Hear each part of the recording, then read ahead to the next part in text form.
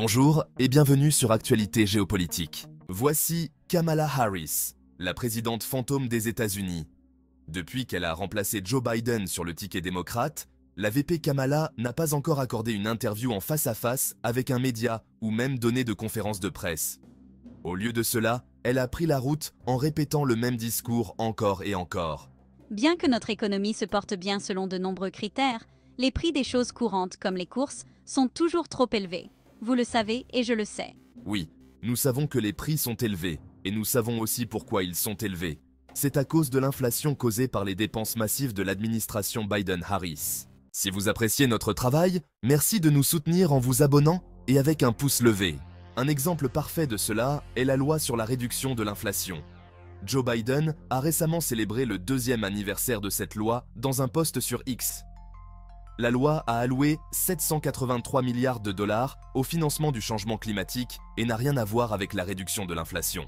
Il convient de noter qu'aucun républicain n'a voté pour la prétendue loi sur la réduction de l'inflation, car il savait que cela ne réduirait pas l'inflation.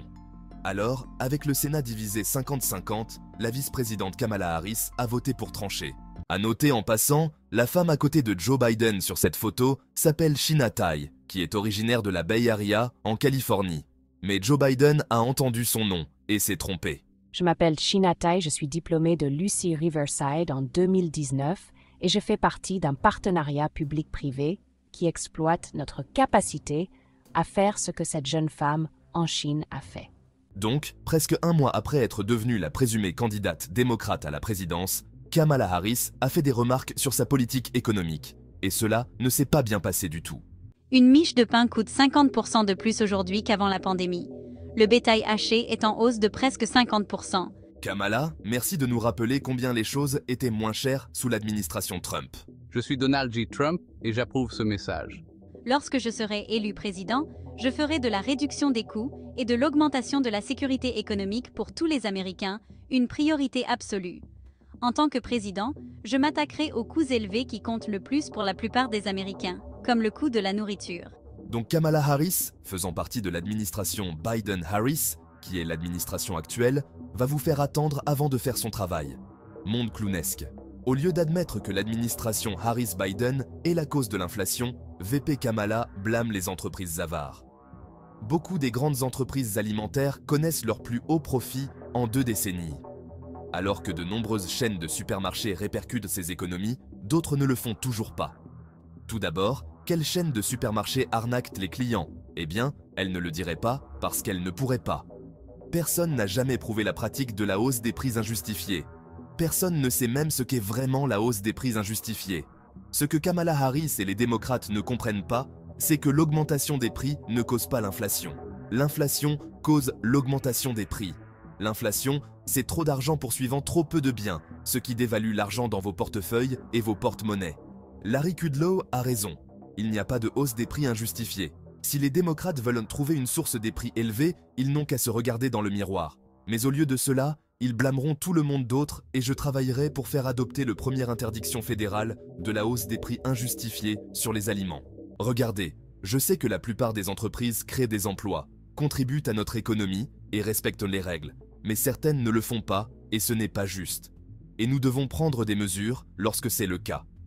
Et cette mesure, mesdames et messieurs, serait des contrôles de prix à l'ancienne, de style communiste, la première interdiction fédérale de la hausse des prix injustifiés sur les aliments et les courses. En réalité, ce sont simplement des contrôles de prix déguisés en contrôle de prix. En d'autres termes, pour citer Churchill, un mouton en peau de mouton. Et les contrôles de prix ne fonctionnent jamais. Ils n'ont pas fonctionné en Union soviétique dans les années 80, ils n'ont pas fonctionné au Venezuela depuis plus de 2 décennies. Et ils n'ont définitivement pas fonctionné aux États-Unis sous le président Richard Nixon. Le gouvernement fédéral a essayé dans les années 70, et vous savez que cela ne s'est pas bien terminé. Les économistes à travers le spectre politique disent que c'est une mauvaise idée. Eh bien, soyons clairs. Je sais que Kamala Harris croit au marché libre. Ce qu'elle a proposé dans ses propositions comprend des incitations fiscales pour augmenter la production de logements et des réductions des prix que les personnes âgées payent pour les médicaments sur ordonnance. Je ne pense pas qu'il y ait quelque chose de communiste à vouloir rendre le logement et les médicaments sur ordonnance plus abordables. Et même le coprésident de la campagne de Kamala Harris, le sénateur Chris Coons, est assez intelligent pour savoir que les contrôles de prix sont une mauvaise idée. Alors il a essayé de passer à autre chose. Mais Shannon Bream ne lâche jamais facilement. Mais spécifiquement sur la question des contrôles de prix. Si vous fixez les prix, beaucoup de gens pensent que c'est de nature communiste. À part le logement, parlons de la hausse des prix injustifiés et des contrôles de prix. Les présidents des deux partis ont tenté d'utiliser le pouvoir de la FTC pour freiner les prix élevés à la pompe, les prix élevés dans les supermarchés. Je pense que choisir cette proposition parmi les nombreuses qu'elle a mises en avant manque le point plus large. Donc, Shannon Bream a posé des questions sur les contrôles de prix et la réponse de Chris Coons était « Pourquoi me demandez-vous cette politique spécifique, Kamala ?»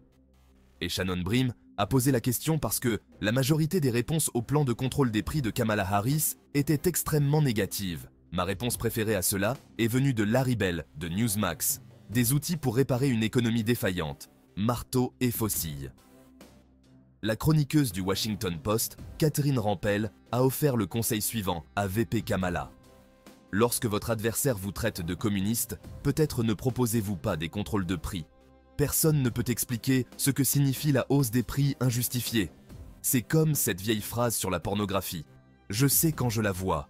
En ce sens, qu'est-ce que cela signifie d'avoir un prix excessif ou une marge de profit excessive? Cela semble être une manière abrégée de dire un prix ou une marge de profit qui me dérange, qui semble trop élevée. Fox Business souligne qu'en 2023, la marge bénéficiaire moyenne dans l'industrie alimentaire était de 1,6%. Comparez cela, disons, à la marge bénéficiaire de 46% sur un iPhone 15 et 15 Pro. Donc la question est, comment sera-t-il déterminé qui pratique prétendument la hausse des prix injustifiés et qui ne le fait pas? Ce ne seront pas les marchés, ce ne sera pas l'offre et la demande qui détermineront combien votre supermarché vous facturera pour le lait ou les œufs. Ce sera un bureaucrate à Washington DC, ce qui semble totalement impraticable pour la FTC de décider combien Kroger facture pour des œufs au Michigan. Mais cela serait aussi très mauvais pour les marchés. Nous avons vu ce genre de choses essayées dans de nombreux autres pays auparavant. Venezuela, Argentine, Union soviétique, etc.